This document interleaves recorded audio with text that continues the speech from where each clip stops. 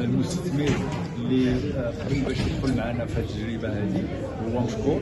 يمكن يجيب لنا السيوله الماليه وطريقه السير ديال الشركات اللي هي مهمه، اللي كنشوفوا اليوم في هذا العام دوزنا ساعتين كنهضروا على رابور فينونسي، التقرير المالي اللي كانوا فيه بعض الاسئله وبعض النقاط الى اخره. خصنا نتفاداو في المستقبل هاد النقاط هادو، يكون عندنا تسيير عقلاني، واحد الطاقم اداري اللي غيكون كيسير الشركه، اللي غيكون في المستوى العالي، واللي غيخلينا نحيدوا هاد المشاكل القانونيه وهاد المشاكل النزاعات وهاد المشاكل ديال يعني الماليه، باش نركزوا على الرياضه والرياضه.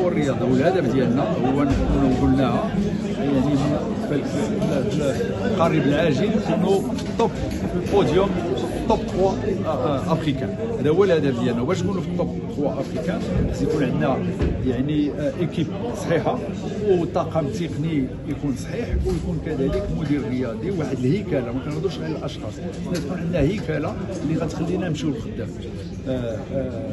نادي الرجاء عنده جميع المكونات ولا جميع النقاط اللي تخليه يمشي بعيد. خصنا بالفعل نعرفوا ندبروا المرحله، ومعنا مستثمر في المستوى العالي، خصنا نديروا اليد في اليد مع المستثمر ونزيدوا قدام.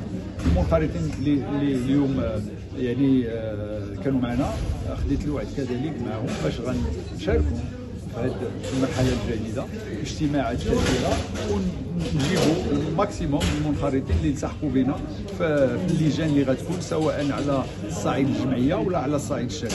نشكرهم كثير حيت السنه ديالهم كان مهم في هذه المرحله اللي كان شويه صعيبه ديال التباري الى اخره. انا كنقول لهم لا خوف على الرجاء يعني ديما كتكون في القمه وغترجع في القمه.